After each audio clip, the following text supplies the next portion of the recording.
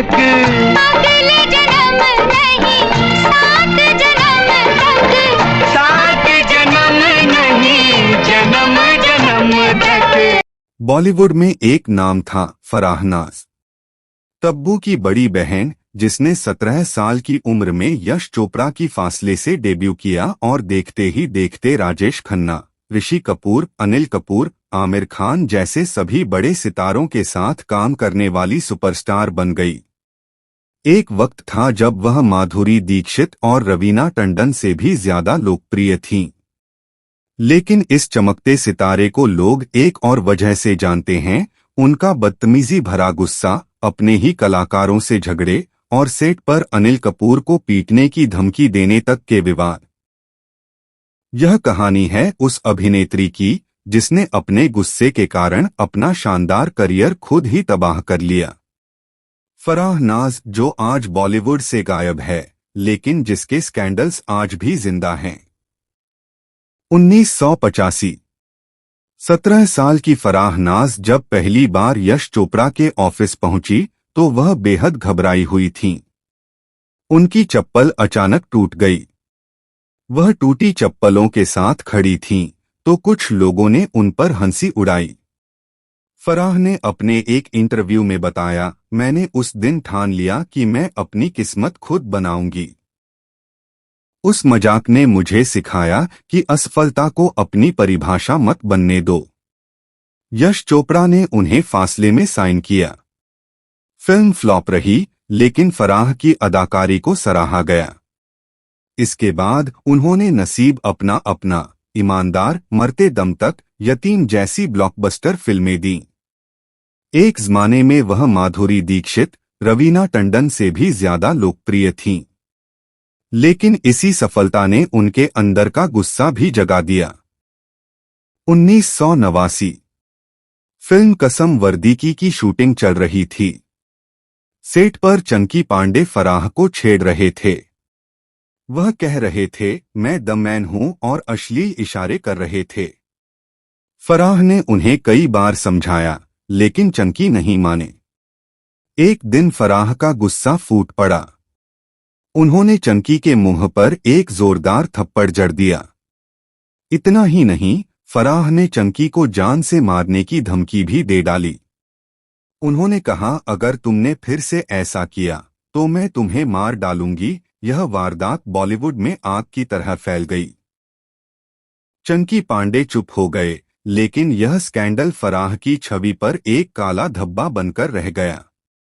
1989 में अनिल कपूर के साथ फराह की फिल्म रखवाला आई। यह फिल्म बॉक्स ऑफिस पर बुरी तरह फ्लॉप रही। फिल्म की असफलता पर अनिल कपूर ने एक बयान दे दिया, अगर मेरे साथ माधुरी दीक्षित होती तो फिल्म हिट हो जाती। यह बात फराह के कानों तक पहुंची और उनका पारा चढ़ गया। फराह ने तुरंत अनिल कपूर और माधुरी दीक्षित पर जमकर आरोप लगाए। उन्होंने कहा कि अनिल कपूर फिल्म के निर्माताओं पर दबाव बना रहे थे कि फराह की जगह माधुरी को ले लिया जाए।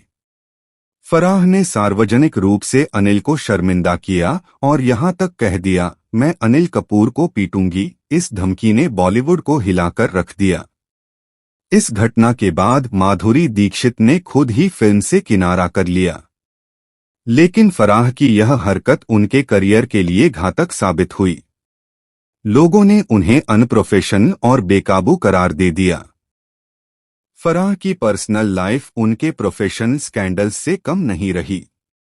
1996 में फराह की मुलाकात दारा सिंह के बेटे विंदु दारा सिंह से हुई। मुलाकात के कुछ ही देर बाद विंदु ने सीधे सवाल पूछ दिया, हमारी शादी कब होगी? फराह हैरान रह गईं। लेकिन कहानी यहीं खत्म नहीं हुई। जब फराह ने मना किया तो विंदु ने फराह की छोटी बहन तब्बू को अपना दूत बनाया। विंदु तब्बू को बार बार बोलते, मुझे तुम्हारी बहन से प्यार है, उसे मेरे बारे में बताओ। आखिरकार तब्बू ने फराह को मना लिया और 1996 में दोनों ने शादी कर ली। 1997 में फराह ने एक बेटे को जन्म दिया, जिसका नाम रखा फतेह रंधावा। लेकिन यह शादी सिर्फ 6 साल चल पाई। 2002 में दोनों ने तलाक ले लिया।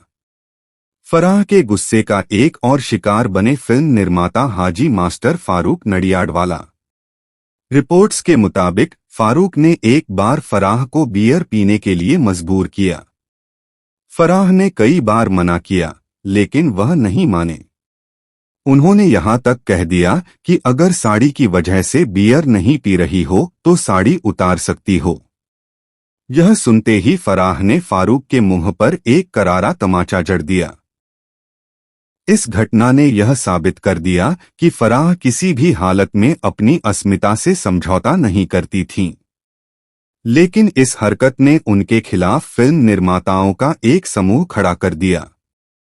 फराह के सबसे दर्दनाक स्कैंडल्स में से एक था उनका आत्महत्या का प्रयास। 1988 में फिल्म फेयर को दिए एक इंटरव्यू में फराह ने बताया कि उन्होंने कई बार अपनी कलाई काटी थी।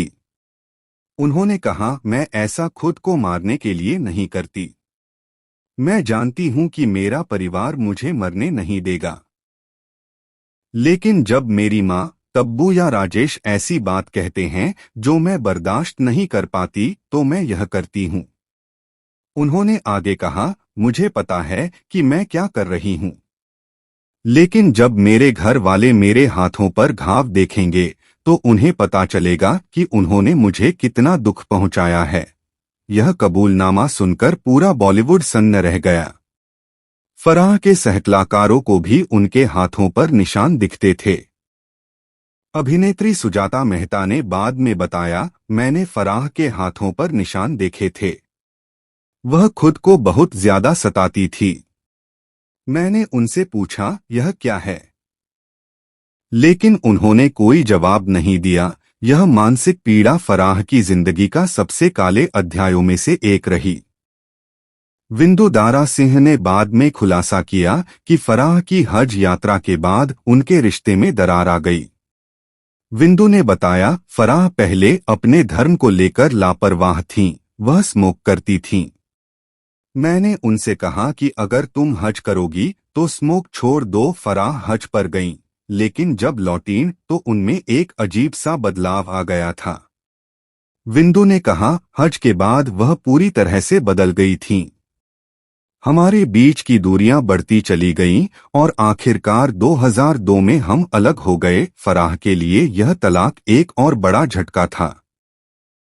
उन्होंने अपने बेटे की कस्टडी अपने पास रखी और फिर आगे बढ़ गईं। फराह के करियर का आखिरी बड़ा धक्का खुदा गवाह से निकाले जाने के साथ आया। फराह ने इस फिल्म के लिए कुछ सीन शूट किए थे, लेकिन प्रोडक्शन में देरी के चलते निर्माताओं ने उन्हें बदल दिया। उनकी जगह शिल्पा शिरोडकर को ले लिया गया। यह एक बड़ा झटका था। फराह की पहले से ही छवि धूमिल हो चुकी थी। अब यह रिप्लेसमेंट उनके करियर की आखिरी कील साबित हुई। इसके बाद वह सिर्फ छोटी मोटी फिल्मों में सपोर्टिंग रोल करती दिखीं। ऋषि कपूर, जिनके साथ फराह ने कई फिल्में की थीं, ने एक बार ट्वीट कर कहा, फराह पागल है। हालांकि यह ट्वीट बाद में डिलीट कर दिया गया, लेकिन इससे पता चलता है कि फराह के गुस्सैल स्वभाव को लेकर इंडस्ट्री में कैसा माहौल बन चुका था। फराह ने इस टिप्पणी पर कोई प्रतिक्रिया नहीं दी, लेकिन यह साबित हो गया कि एक जमाने के सुपरस्टार को अब सिर्फ एक सनकी के तौर पर देखा जाने लगा था। फराह नाज ने 2004 में हलचल में आखिरी बार बॉलीवुड में काम किया था। उसके बाद वह तेजी से इंडस्ट्री से गायब हो गईं। आज फराह अपने दूसरे पति सुमीत सैगल के साथ एक प्रोडक्शन कंपनी चलाती हैं। वह साउथ फिल्मों की हिंदी डबिंग का काम करती हैं। आज वह फिल्मों और पब्लिसिटी से कोसों दूर हैं। उनकी बहन तब्बू आज बॉलीवुड पर राज कर रही हैं, लेकिन फराह चुपचाप अपनी दुनिया में खुश हैं। एक इंटरव्यू में उन्होंने कहा था, मैंने खुद को एक लंबे अरसे में पाया है। मैं अब वैसी नहीं हूं जैसी मैं एक बार थी। फराह नाज की कहानी हमें यही सिखाती है, करियर, सफलता, पैसे, सब कुछ एक पल में बिखर सकता है। लेकिन सबसे बड़ी जीत है खुद पर काबू पाना। उन्होंने अपने गुस्से, अपने दर्द और अपनी असफलताओं को पीछे छोड़ दिया है। यही उनकी असली ताकत है। Real life scandal story Farah Naaz. Like, share, subscribe. Farah नाज उस अभिनेत्री का नाम है जो एक जमाने में हर फिल्म के पोस्टर पर होती थी, लेकिन आज वह एक उदाहरण है कि बिना संयम के सफलता भी आपको तबाह कर सकती है। उनका गुस्सा उनकी पहचान बना, उनकी कब्र खोदी और फिर उन्हें अकेलेपन में धकेल दिया। लेकिन वह आज भी जिंदा हैं, शांत हैं और जी रही हैं अपने तरीके से। डिस्क्लेमर: यह डॉक्यूमेंट्री विभिन्न सार्वजनिक स्रोतों, समाचार लेखों, साक्षात्कारों और प्रकाशित रिपोर्टों पर आधारित है। इस स्क्रिप्ट का उद्देश्य केवल सूचना और मनोरंजन है, किसी व्यक्ति विशेष का चरित्र हनन नहीं है। बॉलीवुड में एक नाम था, फराह नाज। तब्बू की बड़ी बहन, जिसने 17 साल की उम्र में यश चोपड़ा की फासले से डेब्यू किया और देखते ही देखते राजेश खन्ना, ऋषि कपूर, अनिल कपूर, आमिर खान जैसे सभी बड़े सितारों के साथ काम करने वाली सुपरस्टार बन गई। एक वक्त था जब वह माधुरी दीक्षित और रवीना टंडन से भी ज्यादा लोकप्रिय थीं। लेकिन इस चमकते सितारे को लोग एक और वजह से जानते हैं, उनका बदतमीजी भरा गुस्सा, अपने ही कलाकारों से झगड़े और सेट पर अनिल कपूर को पीटने की धमकी देने तक के विवाद। यह कहानी है उस अभिनेत्री की जिसने अपने गुस्से के कारण अपना शानदार करियर खुद ही तबाह कर लिया। फराह नाज, जो आज बॉलीवुड से गायब है, लेकिन जिसके स्कैंडल्स आज भी जिंदा हैं। 1985। 17 साल की फराह नाज जब पहली बार यश चोपड़ा के ऑफिस पहुंची तो वह बेहद घबराई हुई थीं। उनकी चप्पल अचानक टूट गई। वह टूटी चप्पलों के साथ खड़ी थीं, तो कुछ लोगों ने उन पर हंसी उड़ाई।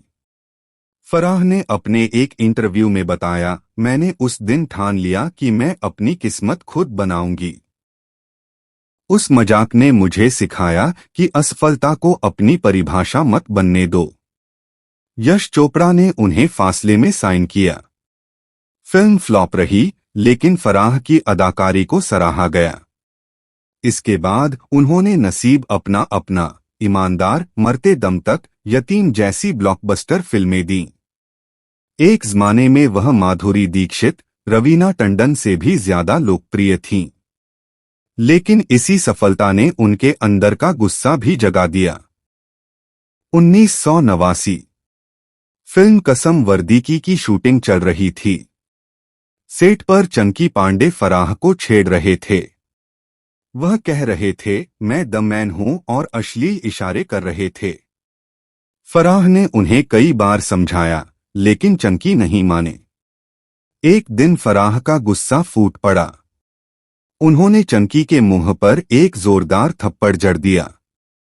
इतना ही नहीं, फराह ने चंकी को जान से मारने की धमकी भी दे डाली।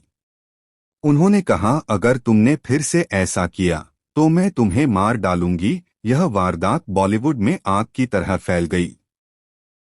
चंकी पांडे चुप हो गए, लेकिन यह स्कैंडल फराह की छवि पर एक काला धब्बा बनकर रह गया।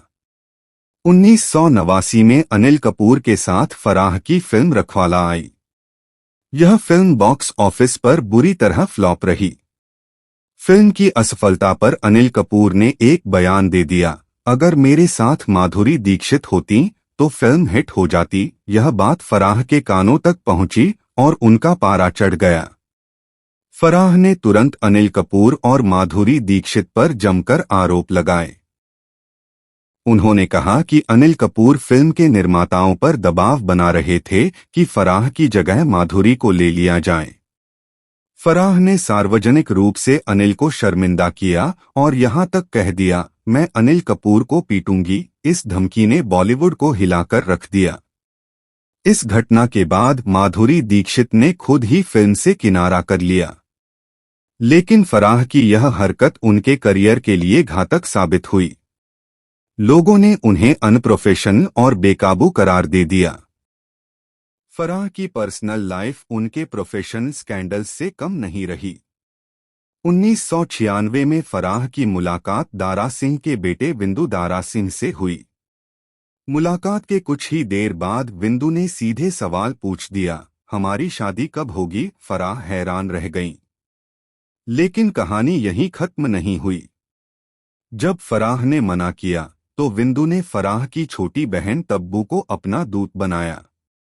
विंदु तब्बू को बार बार बोलते, मुझे तुम्हारी बहन से प्यार है, उसे मेरे बारे में बताओ। आखिरकार तब्बू ने फराह को मना लिया और 1996 में दोनों ने शादी कर ली।